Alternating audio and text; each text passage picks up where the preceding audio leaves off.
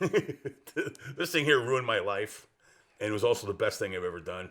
My parents were very motivated people, which kind of bummed them out about me a little bit later in life because I was not so motivated to do shit. Oh, I graduated from high school, and I got like a partial scholarship to play football at this place called Olivet. I got a guitar for my graduation present. And then after football was over, I just basically bought drugs and played guitar for the second semester. So I just never went back. I got 1 full year in, and I got out of college in spring of '83. And then we started Porn Flakes in '94. And at that time, we were opening for GWAR in like Cleveland and Detroit and Columbus in the region. So we got to be friends with them a little bit. And then I was in another band with some friends of mine called Lazy American Workers. And we did a national tour with Dave Brocky's band. Dave Brocky was a singer of GWAR, was odorous. And at that time, they were like, well, hey, we need a bass player. And I was like, no shit, huh? Okay, cool. The first thing I say when people go, oh man, you were in GWAR, how was that? I say, smelly. And they go, oh, how'd you clean those suits off? Like, yeah, you don't. My character was Beefcake the Mighty, and I had a big crazy fiberglass like helmet with a big I-beam and spikes out of it. Well, every show GWAR played was basically sold out.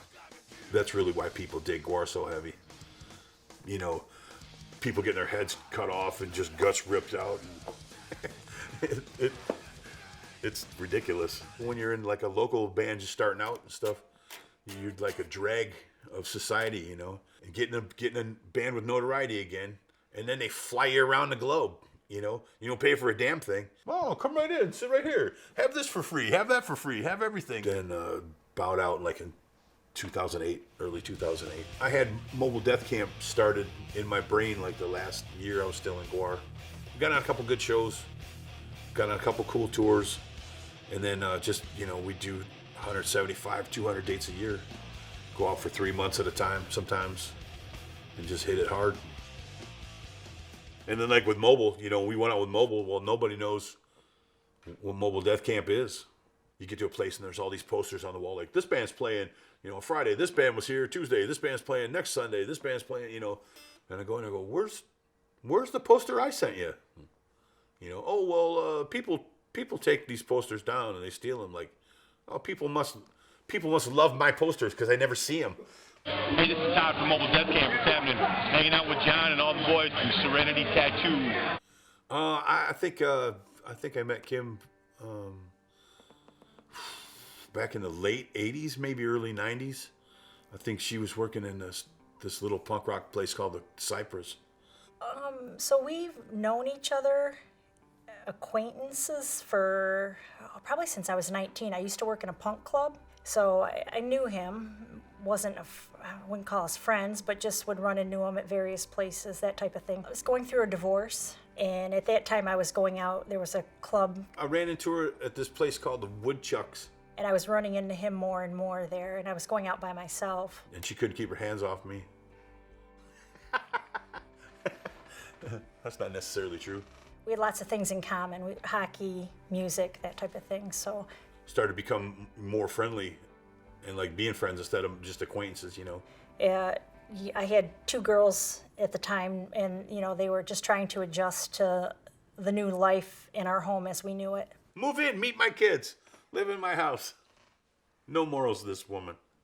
Well, we dated for a year. It was a year before I introduced him to the kids. They had asked to meet him, so I had him over for dinner, and that's when they met him the first time. I was a freshman in high school when I met Todd, like fall of my freshman year of high school. And my parents had been like not in a great place for probably a couple of years at that point. So I was kind of like dealing with that.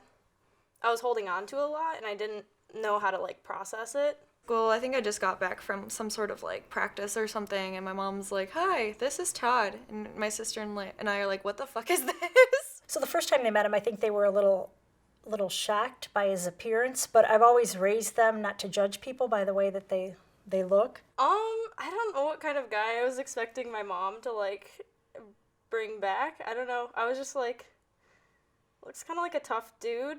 He looked like a bad motherfucker. I mean, look at him. He's 6'5". He's like a big dude, and he has all these tattoos. And all I knew about divorce was what my friend Brooke told me in 3rd grade. Keep in mind, Brooke's mom was on her 4th marriage. I just was like, this is probably not someone I, like, need to really invest a whole lot in, because if my friend Brooke is right, he won't be around for that long. Kind of seemed like they were a little apprehensive, you know, and that's how it should be, you know. And both of them cussed like sailors, and I thought they were funny as shit. And then she popped the question, "You want to move into my house?" And I was like, "What about your kids?" I had discussed with them about it, whether they wanted, I said, that's what I'd like, that's what he'd like. So I had a conversation with them, and if it wasn't comfortable with them, then it wasn't going to happen. Like, of course she wanted our input, but I think she was, like, decided anyway, and I was just like, there's all these changes already happening in my life, like, what's another? Like, add it to the pile. I don't think they were so stoked on it immediately. And I remember I would ask them, like, every week or so, like, "Hey, are you guys still cool with me being here?" And they would lie, and I'd give them money. If the kids actually told me that they weren't happy with me being here, I'd have scooted, for sure. But even if they weren't all the way sure and they still were like, "Yeah, okay, yeah, it's cool," then I was like, all right, well, then I can work with that. It was sort of just like a coexisting thing for quite a while, but over time, like, more sort of like passive interactions happen where it'd be like, I'd come home from school, he'd be like, "Oh, hey," and I'd be like, "Oh, hey, how you doing?" "Good, how are you?" I mean, he would, like, go to our robotics competitions. He'd go to, like, our marching band things. Like, he was there at everything. And a lot of times their dad was not present at any of those activities ever. I realized Todd was a really cool guy.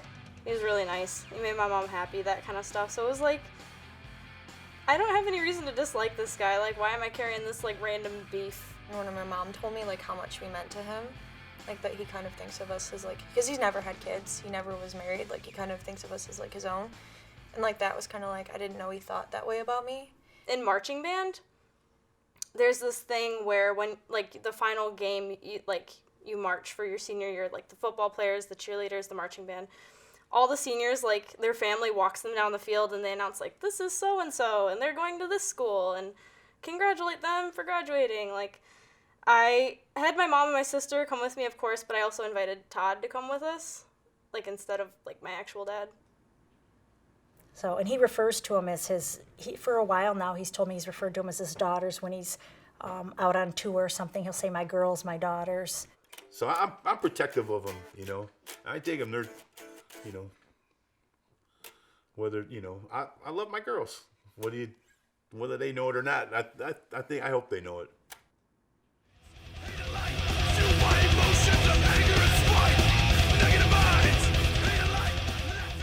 Oh man, I mean, people I know crack smiles and get happy.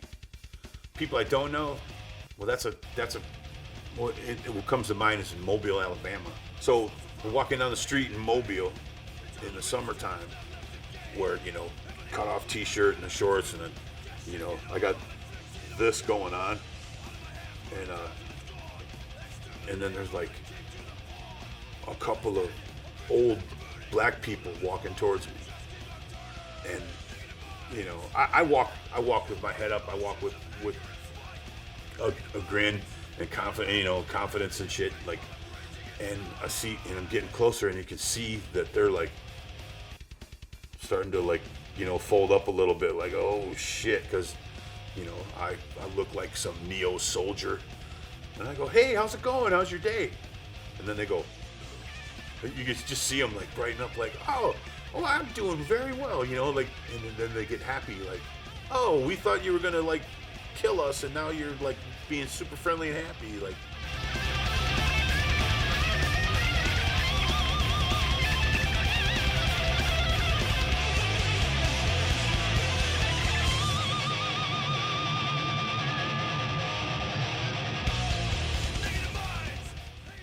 Me and another friend of mine that, you know, shaved head and all crazy tattooed, he always says, "Was it the spring in my step or the smile on my face that made you think I was a demon?"